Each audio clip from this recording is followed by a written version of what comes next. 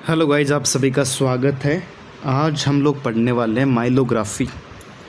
माइलोग्राफी जो होती है बेसिकली वो जो आपकी नर्वस सिस्टम है, जो तंत्रिकाएं हैं, उनसे रिलेटेड स्टडी होती है ना, जो स्पाइनल कॉर्ड से बाहर निकलती हैं, क्योंकि सारी की सारी तंत्रिकाएं वहीं से जुड़ी होती हैं, है ना। वहीं से सिग्नल जाते हैं ब्रेन तक और ब्रेन से फिर वापस मैसेज आते हैं, है ना, डिफरेंट ऑर्गन तक भी क्या रिस्पॉन्स करना है। जैसे आपको गरम लगा तो उसके रिस्पॉन्स में क्या करना, हाथ हटाना। तो वो एक टाइप से आपकी जो नर्व्स थी वो आपकी स्पाइनल कॉर्ड थी ना, मेरुदंड जिसको हिंदी में बोलते हैं, स्पाइनल कॉर्ड वहाँ से आपके हाथ में आई थी, है ना, एग्जिट करके।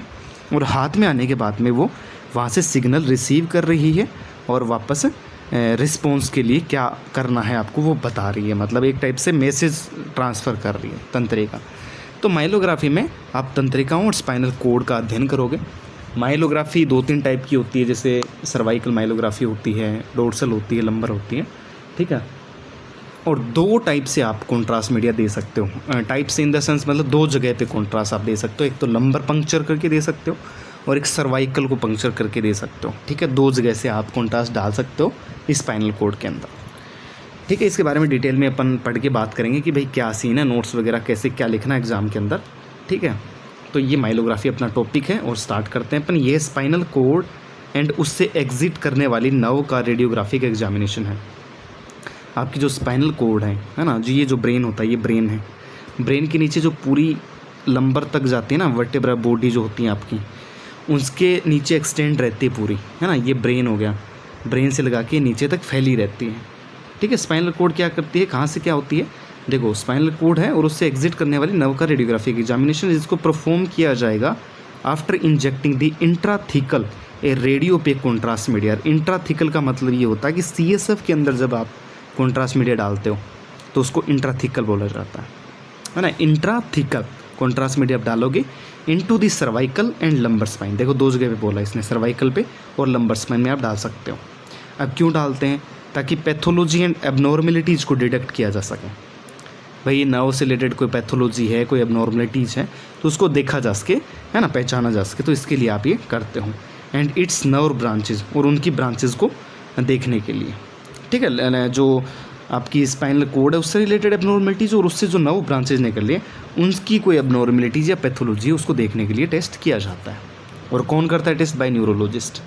जो न्यूरोलॉजिस्ट होता है वो ये टेस्ट करता है, या फिर इसके न्यूरोसर्जन भी हो सकता है under the supervision of radiologist. तो रेडियोलॉजिस्ट के सुपरविजन में, मतलब सुपरवाइज़र नहीं होता, वैसे सुपरवाइज़र करेगा रेडियोलॉजिस्ट, वो चीज़ें बताता रहेगा और न्यूरोसर्जन वहाँ पे वो जो नीडल वगैरह डालनी होती है वो डाल के परफॉर्म करेगा उसको, ठीक है। तो न्यूरोसर्जन करता है, स्पाइनल कॉर्ड और नर्व की जो ब्रांचेस उसको देखने के लिए किया जाता है, उनकी पैथोलॉजी एबनॉर्मलिटी को देखने के लिए किया जाता है। कॉन्ट्रास्ट मीडिया इंट्राथिकल की मतलब तरीके से देंगे और रेडियोग्राफिक एग्जामिनेशन किसका है, स्पाइनल कॉर्ड और उससे निकलने वाली नर्व्स का, ठीक है। तो ये बेसिक इंट्रोडक्शन था। अब एनाटॉमी किसकी बात करेंगे अपन, स्पाइनल कॉर्ड की बात करेंगे। तो एनाटॉमी में देखो क्या है, एनाटॉमी में ये बोल रहा है कि स्पाइनल कॉर्ड एक लॉन्ग ट्यूबुलर कैनाल है। लॉन्ग मतलब लंबा, ट्यूबुलर मतलब ट्यूब जैसी, और कैनाल मतलब एक टाइप की कैविटी टाइप की पूरी कैविटी है, इसके अंदर कैनाल है ना। कैनाल मतलब जैसे सुरंग होती है उस टाइप की, है ना। तो ये एक स्पाइनल कॉर्ड जो होती है एक लॉन्ग ट्यूबुलर कैनाल होती है जो एक्सटेंड होगी from medulla oblongata of brain stem. जो ब्रेन स्टेम है, ब्रेन स्टेम ये जो है, मैं एक बार डायग्राम दिखाता हूँ आपको थोड़ा नीचे चल के। ये देखो यहाँ पे देखो आप, ये जो है ये जो है ब्रेन, ठीक है। और नीचे जो ब्रेन स्टेम दिख रहा है आपको, जहाँ से ये स्पाइनल कॉर्ड अटैच है, यहाँ से स्टार्ट होकर पूरा नीचे जा रहा है, देखो ये स्पाइनल कॉर्ड, ठीक है। और इसमें स्पाइनल भी बताएं, नर्व भी बताएं, देखो सर्वाइकल जो C1, C2, C3, C7 ऐसे होते हैं ना, तो वहाँ पे सर्वाइकल नर्व होती हैं। फिर थोरेसिक 12 होती हैं, तो वहाँ पे थोरेसिक नर्व होती हैं। उसके बाद में लंबर होती हैं 5, उसके बाद में 5 सेक्रम होती है और एक कोक्सियल होती है, ठीक है। तो इसी हिसाब से ये यहाँ तक एक्सटेंड होते हैं स्पाइनल कॉर्ड। इस टाइप का डायग्राम आपको एनाटॉमी में बनाना है, ठीक है। तो ये क्या बोल रहा है कि ब्रेन स्टेम से एक्सटेंड होगी और कहाँ तक जाएगी, वर्टेब्रल कैनाल तक जाएगी, टू द लंबर रीजन। आपका जो लंबर एरिया होता है L1, L2, L3, L4, L5 वाला, वहाँ तक जाएगी, ठीक है। लंबर रीजन तक जाएगी और कहाँ से स्टार्ट होगी, मेडुला ऑब्लोंगेटा ब्रेन स्टेम से स्टार्ट होगी, यहाँ से, ठीक है। ब्रेन स्टेम बोल देना, मेडुला ऑब्लोंगेटा तो याद रहेगा नहीं रहेगा पता नहीं। ब्रेन स्टेम से स्टार्ट होती है और यहाँ तक जाती है वर्टेब्रल कैनाल तक। यह मेडअप होगा ऑफ नर्वस टिश्यू एंड इससे इमर्ज होगी नर्व्स फ्रॉम स्पाइनल कॉर्ड। किससे बना होता है भाई? ये बना होता है आपका नर्वस टिश्यू से, और इससे इमर्ज होंगी नर्व्स, ठीक है। तो स्पाइनल कोड जो होता है, मेरुदंड जो होता है, वो वर्टिब्रल कॉलम तक जाता है नीचे लंबर तक, और लंबर तक एक्सटेंड होने के बाद वो बता रहा है कि इससे क्या इमर्ज होंगी, इससे नर्व्स इमर्ज होंगे। स्पाइनल कोड से नर्व्स की शाखाएं निकलती हैं, कहने का मतलब, ठीक है। Total 31 pair of spinal nerves होते हैं। कितने पेयर होते हैं टोटल नर्व के? पेयर मतलब जोड़े होते हैं, कितने? 31 होते हैं, जिसमें से 8 सर्वाइकल होती हैं, 12 थोरेसिक होती हैं, है ना, 5 लंबर होती हैं, 5 सेक्रल होती हैं और 1 कोक्सियल होती हैं, ठीक है। सर्वाइकल स्पाइन में 7 होती हैं बोन, पर यहाँ पे 8 1 बढ़ा के, थोरेसिक में बराबर है, लंबर में 5 बराबर, सेक्रल वहाँ पे आप 1 बोल रहे हो, ठीक है, यहाँ पे 5, यहाँ पे 1 कोक्सियल। तो इस हिसाब से ये आपको पेयर याद रखना है, 31 पेयर। स्पाइनल कोड का होगा विद 3 मेनिनगस, जिनमें outer is dura mater, then arachnoid mater and सबसे इनर वाला पायामेटर। तो स्पाइनल कोड जो होता है पूरा का पूरा 3 मेनिनगस, मेनिनगस का मतलब 3 कवर होते हैं स्पाइनल कोड के ऊपर, है ना, जैसे ब्रेन के ऊपर होते हैं ना, उनके बीच में फिर से ये सब भरा रहता है। तो वही सेम बता रहा है कि सबसे बाहर का जो होता है वो ड्यूरामेटर होता है, उसके बाद में थोड़ा सा अंदर चलते हैं, बीच का एरेक्नोइड मैटर होता है, और सबसे अंदर की साइड मतलब ब्रेन के टच में, जैसे ये ब्रेन है, यहाँ पे ऐसे ब्रेन बना रखा है, ठीक है, ये ब्रेन है, तो इसके सबसे टच में तो रहेगा पाया मैटर, उसके जस्ट बाहर है एरेक्नोइड मैटर, और सबसे बाहर है ड्यूरामेटर। इस हिसाब से 3 बाहर की लेयर बनी रहती हैं, जैसे ब्रेन की ब्रेन रहती है, वैसे same to same spinal cord की भी 3 ऐसी लेयर चलती रहती हैं साथ में, ठीक है, उसके अंदर CSF भरा रहता है, ठीक है। तो ये 3 इसके अंदर ये होती हैं। एरेक्नोइड मैटर एंड पाया मैटर के बीच की स्पेस को, अब एरेक्नोइड मैटर और पाया मैटर कौन सा ध्यान देना, जो सबसे अंदर वाला है और उसके बीच वाला है, उन दोनों की बात कर रहा है। एरेक्नोइड बीच वाला है और पायामेटर सबसे अंदर वाला है, उनके बीच की स्पेस को बोलते हैं सब एरेक्नोइड स्पेस, ठीक है। उन दोनों के बीच के स्पेस को सब एरेक्नोइड स्पेस बोलते हैं, जिसमें सेरेब्रोस्पाइनल फ्लूइड, ये जो CSF होता है, ये बहता रहता है, उसके अंदर चलता रहता है, ब्रेन से ऊपर नीचे स्पाइनल कोड, फिर वापस ब्रेन ऐसे चलता रहता है वो। अडल्ट में स्पाइनल कोड एक्सटेंड करेगी L1 से L3 तक। तो जो आपकी स्पाइनल कोड है, लास्ट में बताया था लंबर में कहाँ तक होगी, L1 से L3 तक होगी, ठीक है। ये इसकी बेसिक एनाटॉमी है स्पाइनल कोड की, क्योंकि अपन स्पाइनल कोड से रिलेटेड एग्जामिनेशन कर रहे हैं, तो एनाटॉमी भी आपको वहीं से लिखनी पड़ेगी। थोड़े नर्व के बारे में बताना कि कितने पेयर होते हैं, बाकी स्पाइनल कोड के बारे में बता सकते हैं, ठीक है। मेनिनगस वगैरह 3 लेयर से होते हैं, एरेक्नोइड मैटर, पायामेटर ये, और ब्रेन स्टेम से लगा के नीचे लंबर रीजन वर्टिब्रल बॉडी तक साथ साथ में से चलता जाता है, और वहाँ तक एक्सटेंड होता है L3 तक, L1 से L3 तक, यहाँ तक लेवल बता सकते हैं, ठीक है। उससे ब्रांचेज निकलते हैं, शाखाएँ निकलती हैं नर्व की, फिर आपको बता देना कि 31 पेयर होते हैं, उसमें लिख देना कि बेसिक एनाटॉमी।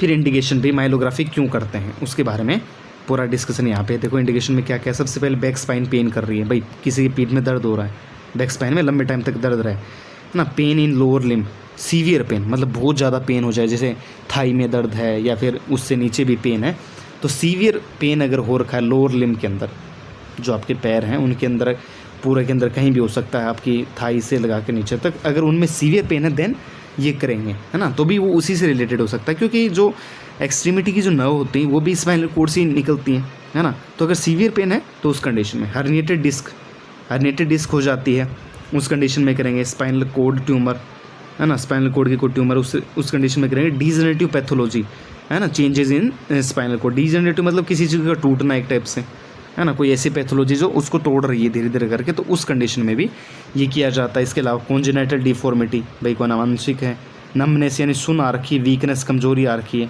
उस कंडीशन में, और स्पाइनल कोड का स्टेनोसिस मैंने आपको बता रखा कि कोई चीज़ संकड़ी हो जाने से, जैसे पहले ही ऐसी कंडीशन थी और अब उसकी ऐसी कंडीशन आ गई है वाली, तो इसको बोलते हैं स्टेनोसिस, किसी चीज़ का नैरो हो जाना।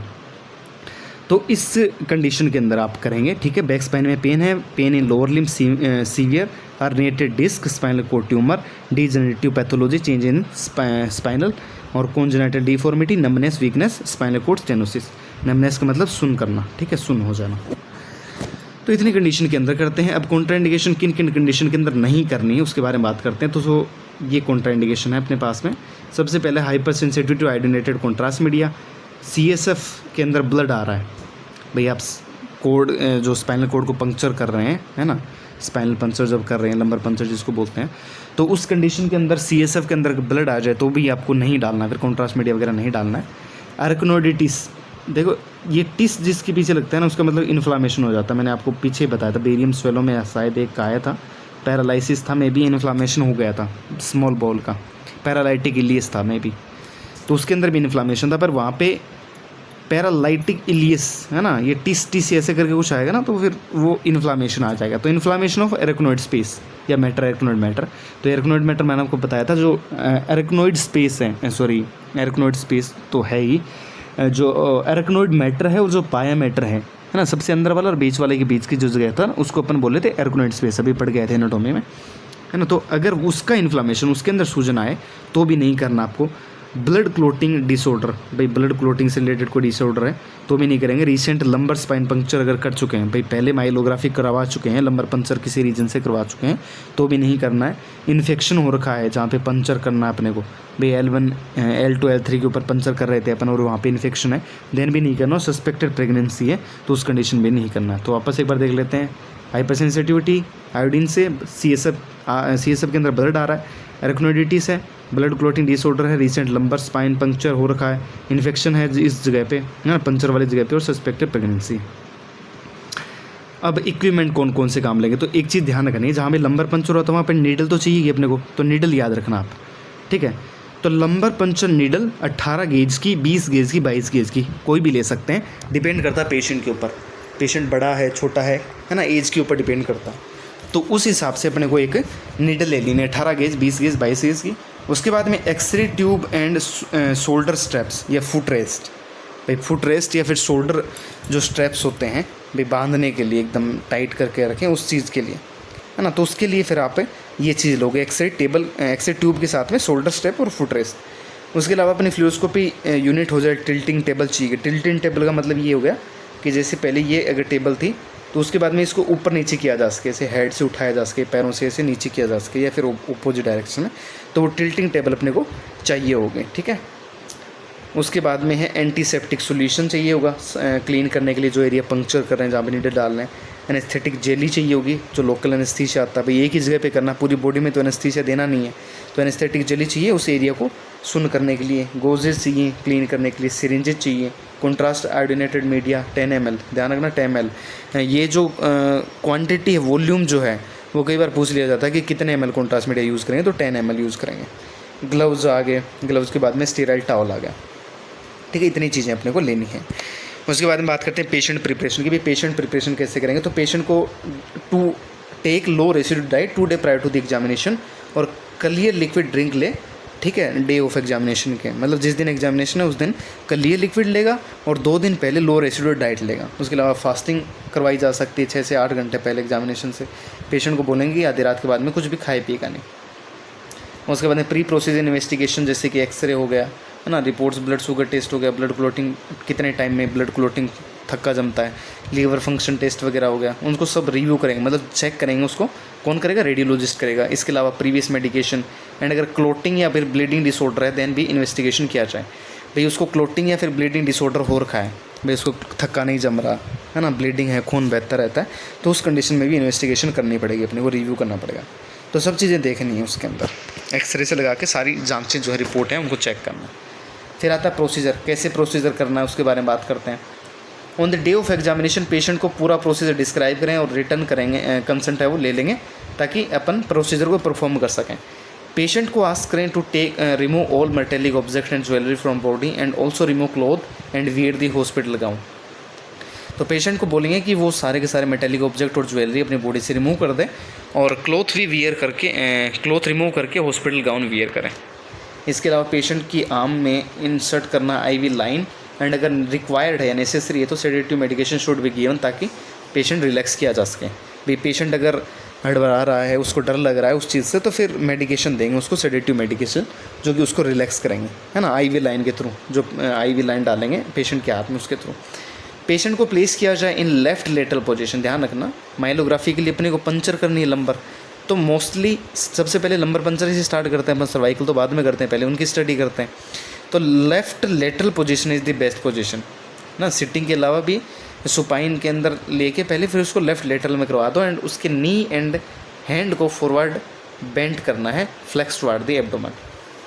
अब बोल रहा है कि उसके घुटने जो है नी हैं और हाथों को दोनों को फोल्ड करके और फॉरवर्ड बेंड कर देना है एब्डोमेन की तरफ, मतलब ऊपर की तरफ ऐसे कर्व दे देना। मैं दिखाता हूँ डायग्राम आपको यहाँ से, ये देखो।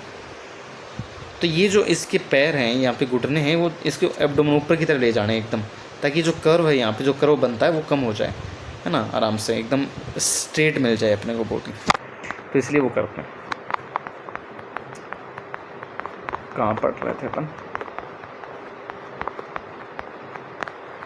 ओके, लेफ्ट लेटर, ठीक है।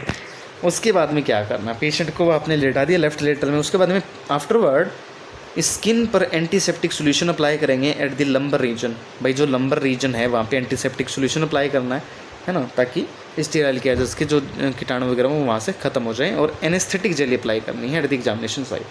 जो एनेस्थीसिया देने वाली, जो सुन करने वाली जेली है वो लगा देंगे वहाँ पे। फिर आएगा न्यूरोलॉजिस्ट। अपने पहले पढ़ा था कि न्यूरोलॉजिस्ट अपने को रिक्वायर्ड, तो न्यूरोलॉजिस्ट क्या करेगा, एक स्पाइनल नीडल लेगा, जो बताया था हमने 18, 20, 22 केज की थी, उसमें से एक सेलेक्ट करके लेगा और L3 और L4 के बीच में जो स्पाइनस प्रोसेस होता है ना, उसके अंदर एडवांस कर देगा उसको, मतलब उसके अंदर डाल देगा, है ना, at the subarachnoid space of the spinal cord under the fluoroscopic guidance. तो 3 आपको बताया था, 3 जो होते हैं वो, है ना, एक यहाँ पे एरेक्नोइड मैटर था, फिर पाया मैटर था, सबसे बाहर ड्यूरा मैटर था। तो जो उन दोनों का जो स्पेस था, है ना, पाया मैटर और एरेक्नोइड मैटर, उन दोनों के बीच में ये क्या कर देगा, यहाँ पे वो नीडल को इंसर्ट कर देगा, है ना, ये स्पाइनस प्रोसेस के थ्रू। मैं दिखाता हूँ आपको, अगर यहाँ पे ये देखो, यहाँ से इसने इंसर्ट कर दी, देखो L2 L3 के बीच में यहाँ पे डाली है, L3 L4 पे भी कर सकते हैं, पर यहाँ पे डाली इसने, ठीक है। तो नीडल है ये सी सब बाहर आएगा इससे डालने के बाद में। ये स्पाइनस प्रोसेस होते हैं, देखो जो वर्टिब्रा के अपने को दिखते हैं ना ऐसे न्यूक्लियर बाहर, अगर अपने एनाटोमी में फर्स्ट ईयर में ढंग से पढ़ा है, तो जो वर्टिब्रल बॉडी की जो बाहर की साइड से ऐसे बने होते हैं, तो वो होते हैं आपके स्पाइनस प्रोसेस। तो आपको करना है, ठीक है, वो डालना है एरेक्नोइड स्पेस के अंदर। नीडल प्लेसमेंट कर दिया आपने, डाल दिया। उसके बाद में नीडल के स्टाइलेट को रिमूव किया जाएगा। नीडल का जो स्टाइलेट है, जो अंदर का पार्ट है ऐसे, है ना, एक टेफ्लॉन स्लीव होती है ऐसे, एक स्टाइलेट होता है अंदर, और यहाँ से ये इस टाइप से कनेक्ट होता है। तो ये जो अंदर वाला पार्ट है, ये जो नीडल है, इसको रिमूव कर लेंगे, बाहर निकाल लेंगे, और ये वाला पार्ट अंदर रहेगा उसके, ठीक है। तो बोल रहा है नीडल के स्टाइलेट को रिमूव कर लेना है एंड 10 ml CSF को विड्रॉ कर लेना है, मतलब बाहर निकाल लेना, उसको एनालिसिस के लिए लेबोरेटरी में भेज देना है। नीडल को स्टाइलेट को रिमूव करोगे तो आप क्या होगा, फिर CSF बाहर निकलना स्टार्ट हो जाएगा। पहले तो ब्लॉक था, अब ब्लॉक आपने खोल दिया तो वहाँ से CSF बाहर आएगा। तो आपको 10 ml CSF ले लेना वहाँ से और लेबोरेटरी में जांच के लिए भेज देना उसको। CSF के प्रेशर को मेंटेन करने के लिए, भाई जितना प्रेशर मेंटेन, मतलब जितना प्रेशर पहले था CSF की वजह से, अब आपने 10 ml निकाल लिया, तो क्या करोगे, फिर आप 10 ml कॉन्ट्रास्ट मीडिया आपको देना पड़ेगा फिर। और वो कहाँ से दोगे, इंसर्ट करोगे under the fluoroscopic guidance, then needle को रिमूव करके पंक्चर्ड साइड को एंटीसेप्टिक सॉल्यूशन से क्लीन और स्टेराइल गोज से अप्लाई कर देंगे। तो CSF प्रेशर को मेंटेन करने के लिए आपने 10 ml वहाँ पे वापस कॉन्ट्रास्ट मीडिया डाल दिया, और उसके बाद में फ्लूरोस्कोपिक गाइडेंस के अंदर उसको देख लिया कि भाई हाँ कॉन्ट्रास्ट मीडिया चला गया। उसके बाद में नीडल को बाहर निकाल लिया। नीडल को बाहर निकालने के लिए जो साइट आपने पंक्चर करी थी वहाँ पे एंटीसेप्टिक सॉल्यूशन वहाँ पे लगा देना है ना, क्लीन करके स्टेराइल गोज उसके ऊपर अप्लाई कर देना है। तो ये काम आपको करना है। अब कॉन्ट्रास्ट एडमिनिस्ट्रेशन कर दिया आपने। कॉन्ट्रास्ट एडमिनिस्ट्रेशन करने के बाद में एक्सरे जो टेबल थी जो टिल्ट कर रही थी उसको टिल्ट करेंगे अब अपन in the head up position at 15 से 30 डिग्री। भाई जो सिर ऊपर वाली कंडीशन है जिसमें पैर नीचे होंगे सिर ऊपर होगा, ऐसी कंडीशन में आप कर दोगे टेबल को 15 से 30 डिग्री, ठीक है। और उसके बाद में लंबर स्पाइन का फर्स्ट रेडियोग्राफ ले लोगे लेफ्ट रिलेटिव पोजीशन में, ठीक है। लंबर स्पाइन का पहला रेडियोग्राफ वहाँ से लोगे आप लेफ्ट रिलेटिव पोजीशन में, जैसे पेशेंट को आपने लेटा रखा था वैसा का वैसा एक रेडियोग्राफ ले लोगे। तो आपको समझ में आया कैसे हुआ। पहले आपने पेशेंट को लेफ्ट रिलेटर में लेटाया, लेटाने के बाद में उसके ऊपर जो है एंटीसेप्टिक सॉल्यूशन से क्लीन कर दिया, है ना। फिर एनेस्थेटिक जेली लगा दी ताकि वहाँ पे एनेस्थीसिया हो जाए। एनेस्थीसिया होने के बाद में आपने लंबर पंक्चर कर दिया नीडल से, न्यूरोलॉजिस्ट आया था उसने कर दिया। करने के बाद में 10 ml आपने एरेक्नोइड मैटर जो स्पेस था 20 का उससे 10 ml CSF निकाल लिया, उसको लेबोरेटरी में भेज दिया। और प्रेशर को मेंटेन करने के लिए आपने 10 ml कॉन्ट्रास्ट मीडिया डाल दिया। कॉन्ट्रास्ट मीडिया डालने के बाद में सेम पोजीशन में, है ना, लेटरल पोजीशन में रखा, बट टेबल को थोड़ा टिल्ट कर दिया 10 से 15 डिग्री और हेड अप पोजीशन कर दी। फिट नीचे आ गए। फिर नीचे आने के बाद में आपने एक लेटरल पोजीशन में रेडियोग्राफ ले लिया, ठीक है। ये आपने काम कर दिया पहला यहाँ तक। उसके बाद में सबसिक्वेंटली पेशेंट को प्रोन पोजीशन में करेंगे। अब आपने पहले लेटरल में था, अब प्रोन में कर दिया। प्रोन में करने के बाद में हेड के above hand and then second radiograph obtain किया जाएगा। यानी जो सिर है आपका, हेड है, उसके नीचे आप हाथों को रखोगे और उसके बाद सेकंड रेडियोग्राफ आप उसको ले लोगे। ठीक है, दूसरा रेडियोग्राफ यहाँ से ले लिया, 2 रेडियोग्राफ ले लिए। आफ्टर दैट टेबल टिल्ट को रिड्यूस करेंगे भाई, जो अपने किया था 10 से 15 डिग्री उसको कम कर देंगे, है ना, 10 डिग्री कर देंगे कम करके, और पेशेंट को right anterior oblique, prone plus right side down. Right anterior oblique का मतलब बताया कोष्टक में कि प्रोन है पेशेंट और राइट साइड उसके डाउन है और लेफ्ट साइड ऊपर है ना, उसको राइट एंटीरियर ओब्लिक बोलते हैं। करके रेडियोग्राफ लिया जाएगा to evaluate the left side root sleeves. भाई अगर राइट साइड डाउन रहेगी तो लेफ्ट साइड अप रहेगी, सीधी सी बात है। और ऐसा करके आप क्या कर सकते हो, आप ऐसा करके जो लेफ़्ट साइड की रूट स्लीव्स हैं, नर्व्स हैं, उनको आप देख सकते हो, उनके रेडियोग्राफ ले सकते हो, आप उनकी जांच कर सकते हो।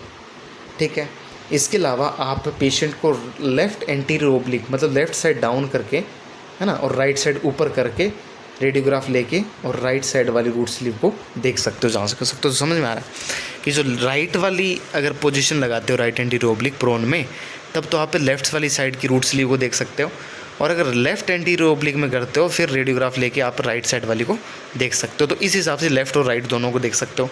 तो 2-3 रेडियोग्राफ हो गए यहाँ पे।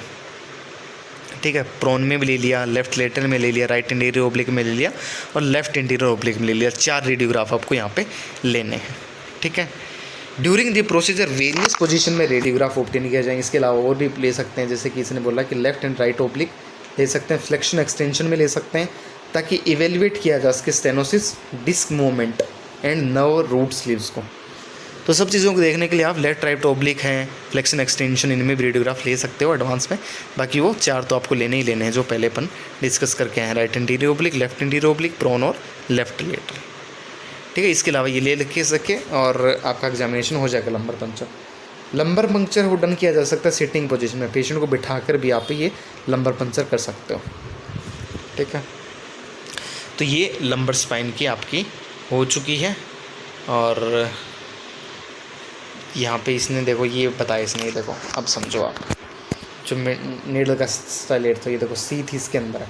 तो सीथ जो है वो आउटसाइड वाला पार्ट है, बाहर वाला जो पार्ट है, टेफ्लॉन की स्लीव होती है। ठीक है, और ये जो स्टाइलेट है, ये देखो ये अंदर वाला पार्ट, ये इसके साथ ये जुड़ा रहता है। तो इसको आप ऐसे चूड़ी की तरह खोल के और बाहर निकाल सकते हो उसके अंदर। ठीक है, ये नीडल का हब है। तो जब अपन बोल लेते ना कि नीडल का स्टाइलेट रिमूव कर लेंगे, तो इसको चूड़ी को खोल के इसको बाहर निकाल देंगे, है ना, ये मेटल का बना होता है ये वाला पार्ट। तो इसको बाहर निकाल लोगे तो ये अंदर वाली जो सीथ है, ये बाहर वाला ये वाला पार्ट है, उसके लंबर पंक्चर जब करेंगे तो ये अंदर बच जाएगा, तो इससे बाहर निकलेगा फिर वो CSF। ठीक है, तो ये आपका इंपॉर्टेंट था। और ये अगर डायग्राम बना सको लंबर पंक्चर ये वाला, तो बेस्ट है ना। ये अगर इसमें तो टाइम खा जाएगा, तो ये मत बनाना, ये वाला बना देना, राइट वाला, ये बेस्ट है। और स्टाइलेट का बनाने की जरूरत नहीं है, समझाने के लिए बना रखा है। कॉम्प्लिकेशन, अब दिक्कतें क्या क्या आ सकते हैं उसके बारे में बात करते हैं। तो देखो CSF लीक कर सकता है जहाँ पे पंक्चर किया आपने, है ना, क्योंकि अच्छे खासे डायमीटर की आपने गेज की नीडल ली थी, इसलिए पंक्चर करने से वो लीक भी कर जाएगा CSF। तो लीक हो सकता है, मेनिंजाइटिस हो सकता है, जो मेनिंगस होता है, जो मेनिंगस है उनका इन्फ्लामेशन हो सकता है। और क्यों हो सकता है, क्योंकि आपने जो सेप्टिक सोल्यूशन वगैरह ढंग से यूज़ नहीं किया, मतलब स्टेराइल प्रिपरेशन ढंग से नहीं करी, तो इसलिए वो हो सकता है मेनिंजाइटिस। जो अर्गनोइड मैटर, पाया मैटर, ड्यूरामेटर, उनकी बात करें, उनमें इन्फ्लामेशन, ना, तो वो लेयर में इन्फ्लामेशन हो सकता है कवर में, इसलिए नोजिया, वोमिटिंग और डिजीनेस, थकान वगैरह हो सकती है। तो ये चीज़ें कॉमन है। CSF leaks from puncture site, meningitis due to poor aseptic preparation, nausea, vomiting और डिजीनेस। इसके अलावा वहाँ तो अपने 10 ml तो रफली एक आइडिया दिया था, लेकिन एक्चुअल में जब प्रोसीजर किए गए तो एनालिसिस किया गया कि इतना तो आपको रिक्वायरमेंट होता है, 6 से 17 ml कॉन्ट्रास्ट मीडिया। और सर्वाइकल स्पाइन अगर आप कर रहे हैं तो C1 C2 के अंदर आप नीडलिंग करोगे, है ना, और L3 L4 लंबर पंक्चर के ऊपर आप करने वाले। तो ये कॉम्प्लिकेशन वगैरह थी। CSF लीक कर सकता है पंक्चर साइड पे, ब्लीडिंग वगैरह बोल सकते हो। ब्लीडिंग कई बार क्या होता है कि उसके अंदर लग जाती है ना, जो मेनिंगस लेयर है उसकी बजाय कहीं और चली जाती है, देन हो सकता है। आफ्टर केयर में क्या होगा देखो, है ना, कैसे आप देखभाल करोगे उसके बारे में बात करते हैं। तो पेशेंट को आस्क करेंगे टू टेक बेड रेस्ट। भाई बेड रेस्ट लेना पड़ेगा, क्योंकि आपने CSF निकाल के कॉन्ट्रास्ट डाल दिया तो सर दर्द हो सकता है बहुत ज़्यादा उसकी वजह से, क्योंकि ब्रेन में हो सकता है कॉन्ट्रास्ट मीडिया चला जाए, तो उससे दिक्कत हो जाएगी, है ना, कुछ घंटों तक के लिए। और अपना सिर जो है वो ऊपर रखेगा, मतलब ऐसे नहीं कि सिर नीचे कर दिया, टांगे ऊपर कर दिया, ऐसा नहीं, सिर को ऊपर रखेगा, टांगे ऐसे चलने वाली कंडीशन में। बेड रेस्ट में भी ऐसा ही करना आपको, पेशेंट के वाइटल साइन आपको मॉनिटर करने हैं। अगर वाइटल साइन नॉर्मल है तो पेशेंट को आप डिपार्टमेंट लीव करने के लिए बोल सकते हैं। टेक प्लेंटी फ्लूड वगैरह ये भी बोल सकते हैं ना, हेड बेड रेस्ट वगैरह, हेड एक हो सकता है, तो ये सारी चीज़ें आप बता सकते हो उसको। ठीक है, ये बेसिक था आपका एक लंबर वाला। ठीक है, अब डोर्सल स्पाइन माइलोग्राफी अपन ने डिस्कस करेंगे। तो डोर्सल या फिर थोरेसिक स्पाइन माइलोग्राफी में क्या है देखते हैं। तो इसमें ये अपनी हेडिंग है, चलो मार्क कर लेते हैं, थोड़ा अच्छा लगेगा। Lumbar puncture and contrast administration के बाद में डोर्सल स्पाइन माइलोग्राफी के लिए फॉलोइंग स्टेप। कहने का मतलब ये है कि जब आपने लंबर स्पाइन माइलोग्राफी कर ली, उसी के साथ में आप डोर्सल माइलोग्राफी भी कर सकते हैं, क्योंकि साथ में पास में होती हैं, है ना, वो भी कर सकते हैं आप साथ साथ में। और कॉन्ट्रास्ट मीडिया हो सकता है थोड़ा आपको ज़्यादा देना पड़े, या फिर आपको टेबल टिल्ट है वो थोड़ा ऊपर नीचे करना पड़े, तो आपकी हो जाएगी मतलब कुल मिला के वहीं से। तो लंबर पंक्चर और कॉन्ट्रास्ट देने के बाद में डोर्सल स्पाइन माइलोग्राफी के कौन कौन से स्टेप में देखो, रेडियोलॉजिस्ट पहले